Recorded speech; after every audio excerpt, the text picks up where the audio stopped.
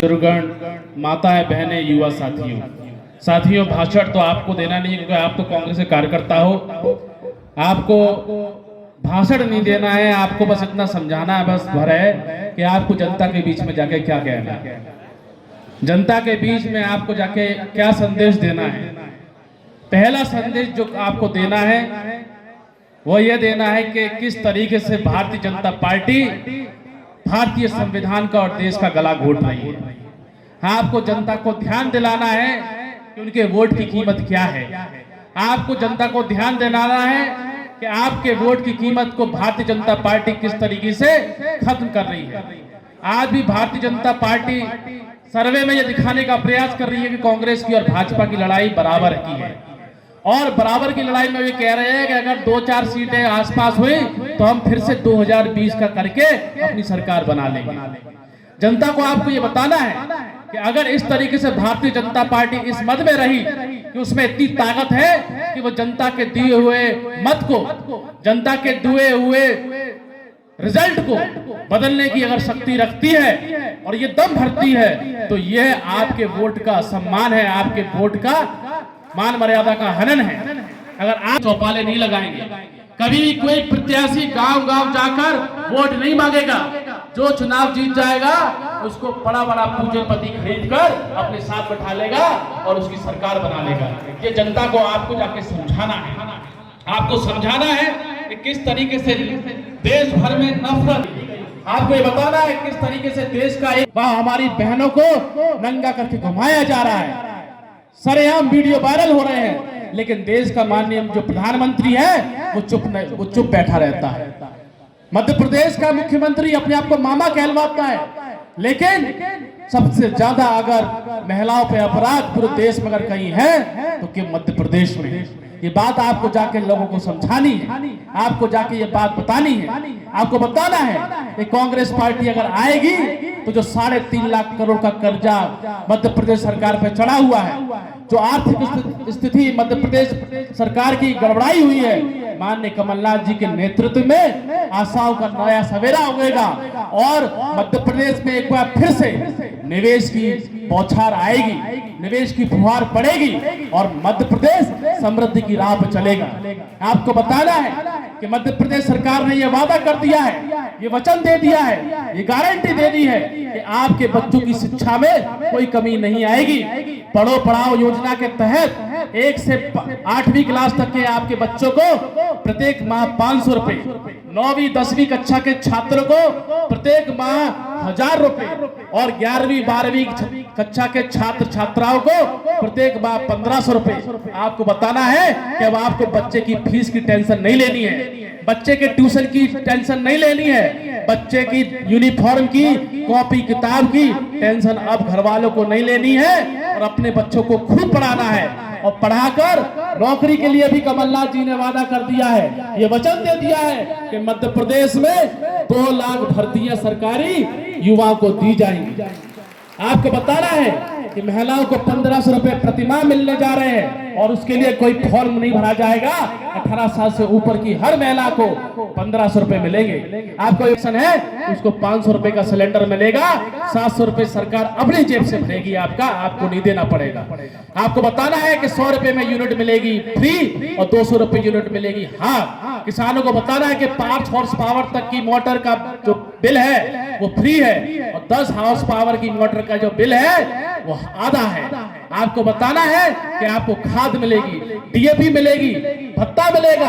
आपको बताना है कि गौ संवर्धन योजना के तहत गांव का जो गोबर है वो भी सरकार 2 रुपए किलो पे खरीदेगी।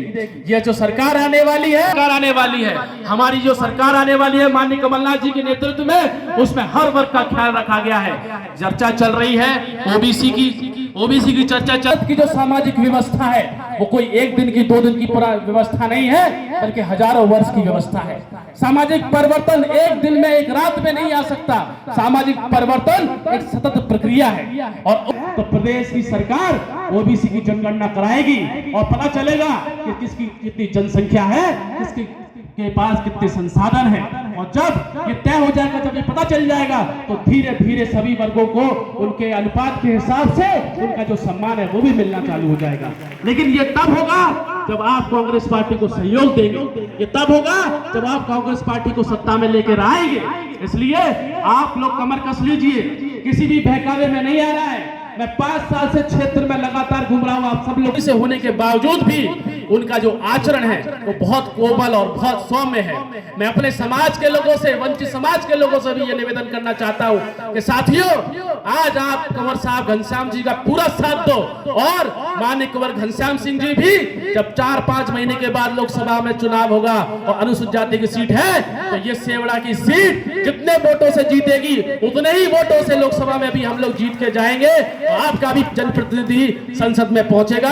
इन्हीं शब्दों के साथ मुझे पूर्ण आशा है कि आज आपने जो ऐतिहासिक पहले दिन का आज स्वागत किया है, आप गांव-गांव में जाएंगे, कांग्रेस पार्टी का संदेश पहुंचाएंगे और माननीय कंवर घनश्याम सिंह जी को पिछले बार से ज्यादा मतों से, ऐतिहासिक मतों से, रिकॉर्ड तोड़ मतों से जीत दिलाएंगे। बहुत बहुत धन्यवाद। जय हिंद, जय भारत, जय कांग्रेस, विजय कांग्रेस।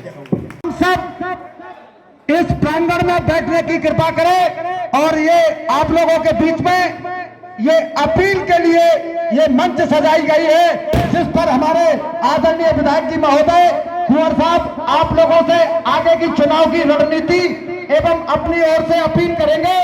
आप सभी से अनुरोध है, हमारे मंचासीन जो नेतागण है वो मंच विधायक बना तो पूरी संभावना है कि मैं सत्ताधारी दल का विधायक हूँ। मंत्री बनूंगा एक अलग बात है, लोगों की भावना है मंत्री बनूं, लेकिन वो भाग पे निर्भर करता है, राजनीतिक परिस्थितियों पे करता है, कई बातें होती हैं। लेकिन सत्ताधारी पार्टी का विधायक दूंगा तो मैं कोई कसर नहीं छोड़ूंगा जनता के काम के लिए और सेवा के विकास के लिए।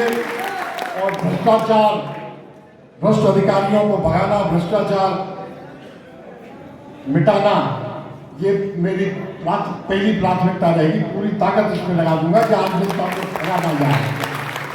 और जो विकास के बड़े बड़े काम हैं, दतिया सेवड़ा रोड का चौड़ीकरण होना है, इंदरगढ़ में बाईपास बनना है, मां रतनगढ़ परियोजना 2018 के चुनाव के 2 महीने पहले मुख्यमंत्री ने शिलान्यास कर दिया था, आज तक कोई काम नहीं हुआ, वो लागू करना, जल्द से जल्द अनुमतियां दिलाना, काम करवाना, चालू कराना।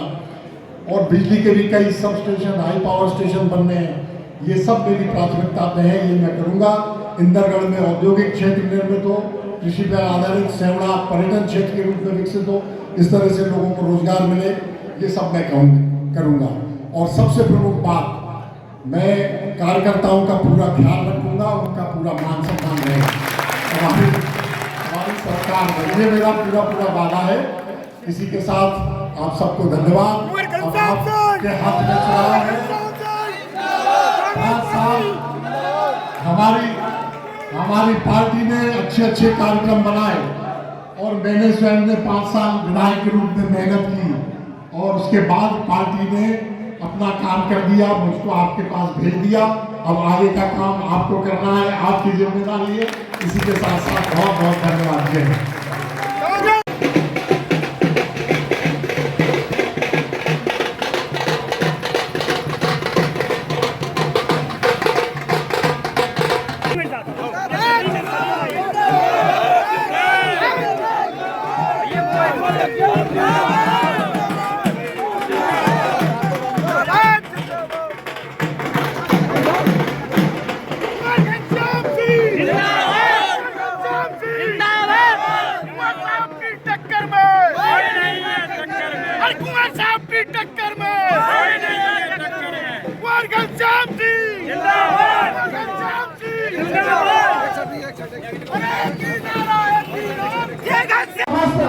जनमानस से विनम्र आग्रह है कि सभी लोग भोजन करके जाएं।